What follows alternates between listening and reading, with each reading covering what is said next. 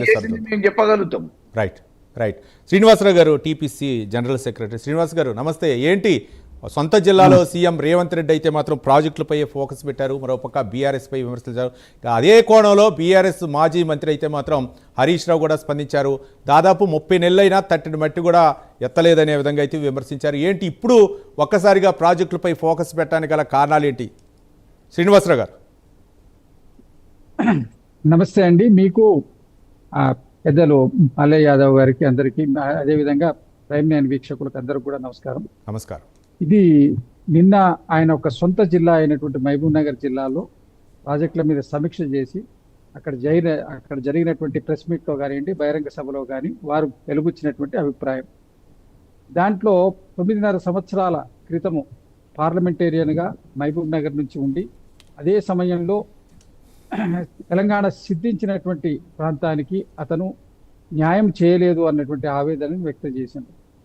తర్వాత ఇప్పుడు మల్లయ్య యాదవ్ గారు మాట్లాడుతూ కొత్తగా చేసింది ఏమన్నారు. ఇప్పుడు వారు దాన్ని నిన్న స్పష్టంగా చెప్పినారు, కొత్తగా తెలంగాణలో బీఆర్ఎస్ పార్టీ చేసినటువంటి ఒక్క ప్రాజెక్టు కూడా లేదు, అన్నీ కూడా వాటిని రివైజ్ చేయడము, మాడిఫై చేయడము, లేకపోతే వాటిని రీడిజైన్ చేయడమే తప్ప ఎక్కడ కూడా కొత్త ప్రాజెక్టు శాంక్షన్ చేసిన దాఖలాలు లేవు. ఒకటి. రెండోది, ఉన్న ప్రాజెక్టులను కొద్ది బడ్జెట్లో అయిపోయేటువంటి ప్రాజెక్టులు, కొద్దిగా ఉన్నటువంటి మిగులు పనులు ఉన్నటువంటి మహబూబ్ నగర్లో ఉన్న కోయిల్ సాగర్ కానివ్వండి, నెట్టంపాడు కానివ్వండి, అక్కడ ఉన్నటువంటి జూరాల కూడా పెండింగ్ వర్క్ చాలా ఉంది. ఇవన్నిటిని వదిలిపెట్టి పాలమూరు రంగారెడ్డి ప్రాజెక్టు ఇక్కడ ఉన్నటువంటిది జూరాల దగ్గర ఉన్నటువంటి దాన్ని తీసుకువెళ్ళి ఎక్కువ కెపాసిటీ వాటరు అక్కడ మనం లిఫ్ట్ చేయడం కోసం అని చెప్పి శ్రీశైలం పోయినామని చెప్పారు.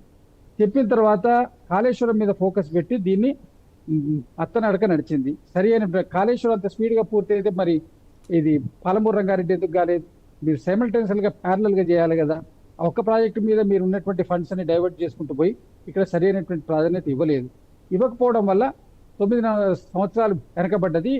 27,000 కోట్ల రూపాయలు ఖర్చు చేసినా కూడా అక్కడ ఎంత విస్తీర్ణతకు మీరు నీరు ఇవ్వగలరు, ఆ విషయాన్ని కూడా మిస్టన్ చేయండి. శ్వేతపత్రం రిలీజ్ చేయొచ్చండి, మీరు డిమాండ్ చేయండి. స్పష్టంగా శ్వేతపత్రం మీరెంత ఖర్చు పెట్టిన దాంట్లో వినియోగం ఎంత అయింది, కాంతి ఎంత ఉంది, చేయాల్సింది ఎంత ఉంది తెలుస్తుంది. ఇదేన తర్వాత అబద్ధ ప్రచారాలు. 90% మేము పాలమూరు రంగారెడ్డి పూర్తి చేస్తే 10% చేయడానికి 2.5 సంవత్సరాలు చేయలేదని కేటీఆర్ గారు వెళ్ళి అక్కడ బహిరంగ సభ పెట్టి దాని మీద ఆయన చేయడం జరిగింది.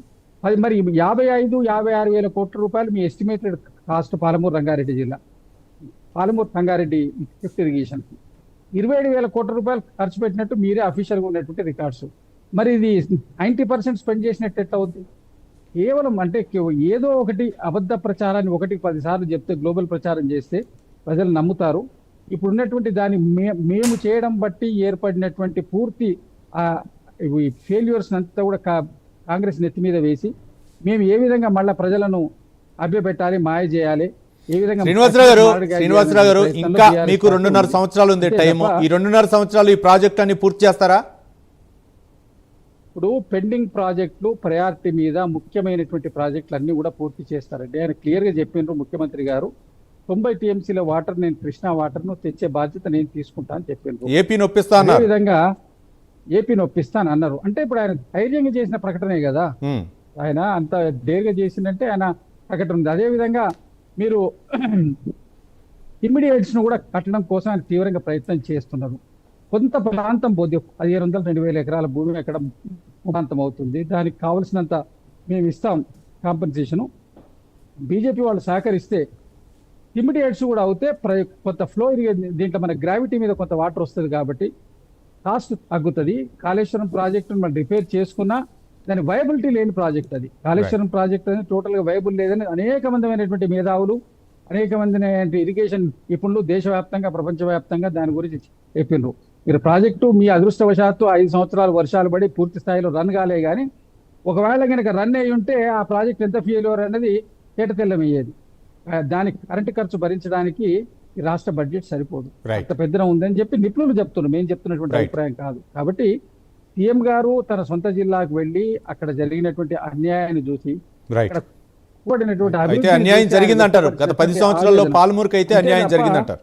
ఇప్పుడు మల్లె యాదవ్ గారు వారు సీనియరు, వారు ఒక శాసనసభ్యులుగా చేసినారు. వారు కూడా కాంగ్రెస్ పార్టీ నుంచి ఎన్ఎస్యుఐ నుంచి వెళ్ళినటువంటి వారే, క్షేత్రస్థాయి నుంచి వచ్చినటువంటి వ్యక్తి. వారి క్లారిటీగానే తెలుసు. ప్రజలకు న్యాయం చేసే ప్రయత్నంలో బీఆర్ఎస్ పార్టీని ఇప్పటికైనా ప్రయత్నం చేయమనండి. Right. కేవలం వాళ్ళ యొక్క కుటుంబ సమస్యల కోసం, వ్యక్తిగత ప్రాబల్యం కోసం పాకులాడితే కాదండి. రైట్ అవకాశం ఇచ్చింది ప్రజలకు సేవ చేయడానికి. మీరు ప్రతిపక్షంగా సరైన పాత్రను ముఖ్యంగా ఆయన కేసీఆర్ గారు బయటకు వచ్చి చెప్పమనండి, ఇంకేమేం చేయాలనో. Right. అసెంబ్లీకి రమ్మనమనండి, డెలిగేషన్స్ పంపియండి. రైట్ ఆయన అనుభవాన్ని కూడా చెప్పాలి. ప్రతిపక్షంగా చేయండి. అవును కేవలం మీరు రాజకీయ ఉద్దేశాల